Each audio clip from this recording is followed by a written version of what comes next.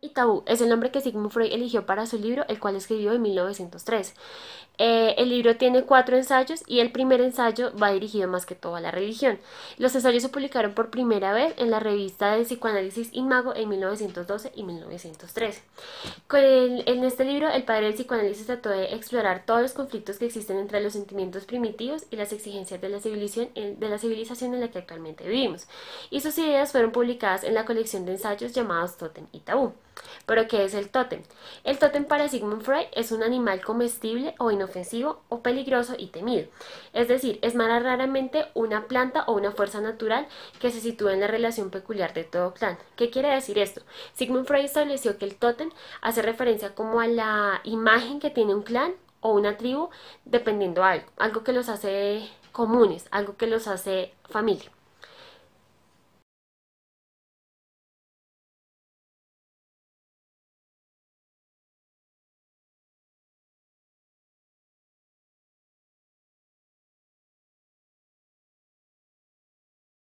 En este capítulo Sigmund Freud toma como ejemplo a las tribus salvajes de Australia. En estas tribus estaba prohibido el incesto, es decir, no gozarás de la mujer del mismo clan, ya que era que el padre mismo originalmente lo prohibía. Es decir, todas las tribus estaban regidas por una serie de reglas, por así decirlo.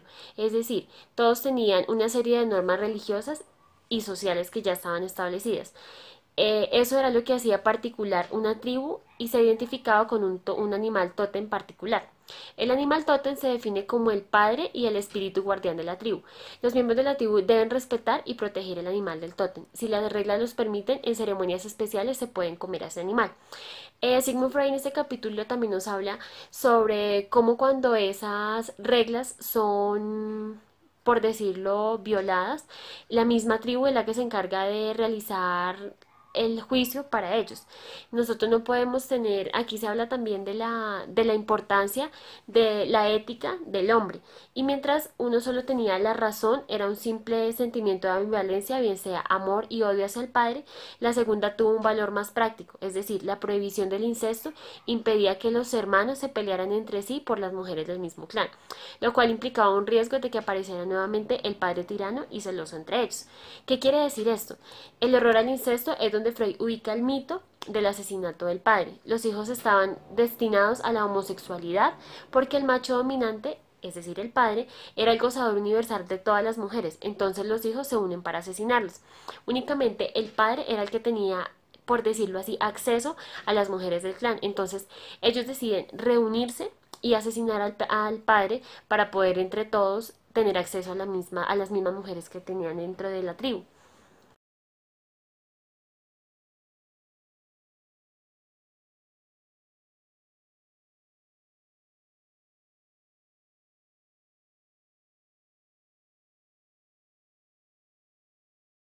Resistir esa energía suprema que él habla y la puedo transmitir a la gente que pues no tiene esta energía como suprema.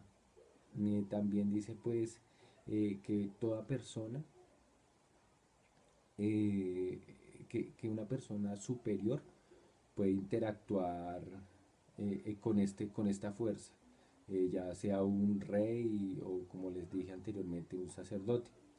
Él habla que cuando se invoca un tabú transmitido, este depende de la persona de la cual procede. Si es transmitido por un rey o un sacerdote, es más eficaz que el transmitido por un hombre ordinario.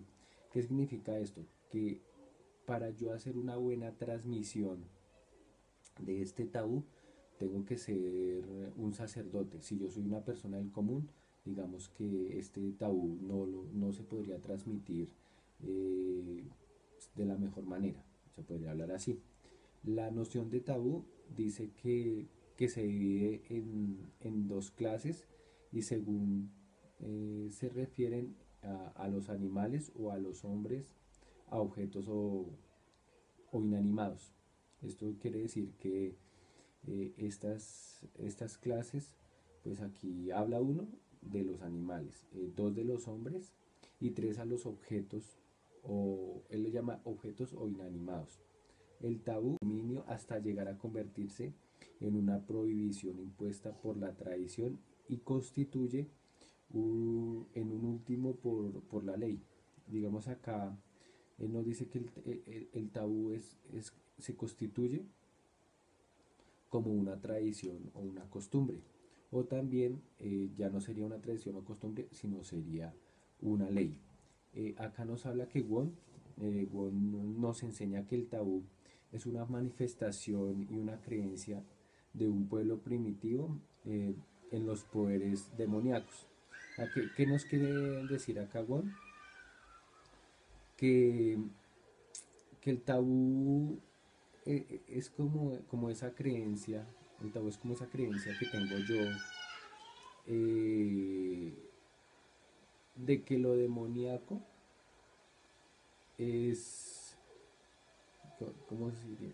Que la carencia, que la creencia de un pueblo es como yo sentir el temor, ¿sí? Digamos, si se siente, el tabú se manifiesta a partir de lo malo, ¿sí? Según el tabú.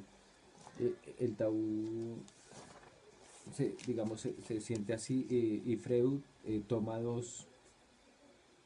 hace dos ejemplos de la transmisión del tabú y pone pues hay dos ejemplos que son la vida de los Maori, que es una transmisión del tabú, y pone pues hay dos ejemplos que son la vida de los Maori, que es una cultura donde pues el jefe es, digamos, el jefe es como el que tiene el tabú, como el poder para, pues, para impartir toda su, pues todo su ley y su poder. Y también nos habla de una observación de neurosis obsesiva. Eh, la comparación que hace entre el tabú y la neurosis obsesiva revela que las relaciones existentes entre los diversos formas de neurosis y las formaciones y las formaciones sociales. O sea, él acá interpreta que digamos que es como una interacción que hay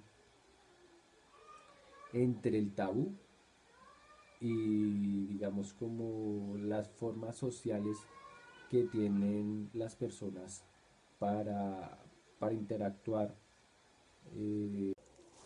Capítulo 2: Tabú y la ambivalencia de los sentimientos. Tabú, dos significaciones opuestas, lo sagrado o lo consagrado, lo inquietante, peligroso, prohibido o impuro. El tabú supone que emana de una fuerza especial mágica inherente. Las personas o cosas tabú se comparan con aquella que nos ha recibido con una carga eléctrica y constituye una fuerza que se comunica por el contacto y cuya descarga trae consecuencias para los que no soportan esta descarga. Aquí Sigmund Freud nos refiere que el tabú es como una carga que yo, o que digamos que nosotros recibimos, pero si nosotros no somos un sacerdote o se puede decir un dios, no podemos, o sea, si no somos sacerdotes o dios, no podemos aguantar esa carga eléctrica y pues él dice que pues podemos llegar a como a sentir la muerte. Él hace una comparación o hace una brecha entre los dioses o los seres supremos y los sacerdotes y pues la gente, como podamos decir, normal. Digamos que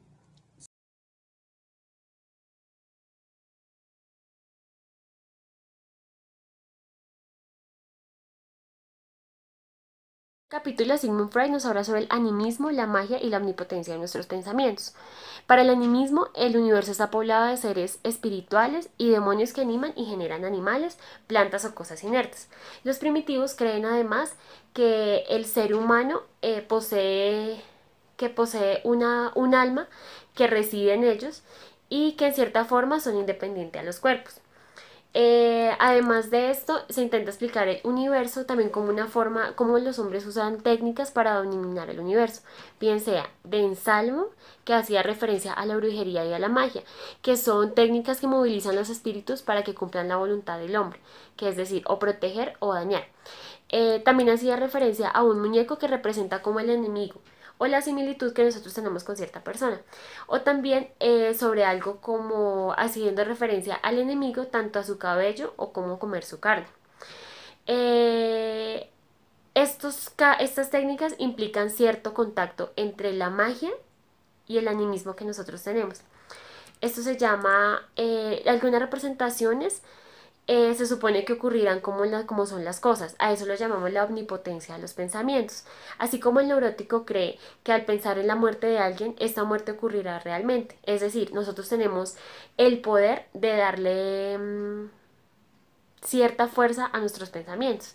Entonces, la omnipotencia de los pensamientos se aprecia también el animismo que el hombre tiene o le atribuye a la omnipotencia. Es más como una parte religiosa, es un poder que se le atribuyen a los dioses y el hombre se reserva la posibilidad de influir sobre ellos. Es decir, confía toda su parte espiritual en esos dioses que así no los vea, cree en ellos y les da cierto poder para que ellos tengan poder sobre los demás. También habla sobre las condiciones científicas que el hombre, entonces, en el animismo, el hombre acepta que tiene poder, por decirlo así, sobre todos los dioses y eso. Con las conmovisiones científicas, el hombre acepta que es pequeño, pero igualmente confía en que está dominado en las leyes naturales y que puede ser omnipotente. Bueno, en tales casos, Freud explicaba también que esta proyección en otro ser es que el hombre no tiene, bueno, tiene tendencias conflictivas que lucha por ser omnipotente, pues evidentemente ambas no pueden serlo. O cree en Dios o cree en lo que científicamente ya está establecido. Bueno, también hablaba sobre aquellos sueños inconscientes que nosotros tenemos, entonces que en la realidad lo que está proyectado no está en sí reprimido, está latente y está en nuestro inconsciente. También ese material latente que nosotros tenemos lo podemos interpretar a través de los sueños, las fobias y las obsesiones o los delirios. Psicoanalíticamente, aquellos motivos escondidos existen también entre los salvajes, entre su animismo y su magia. Pero en ellos, a diferencia del neurótico cuyo sistema es improductivo. Es decir, el neurótico no tiene conciencia de lo que está pensando y de lo que realmente pueda pasar.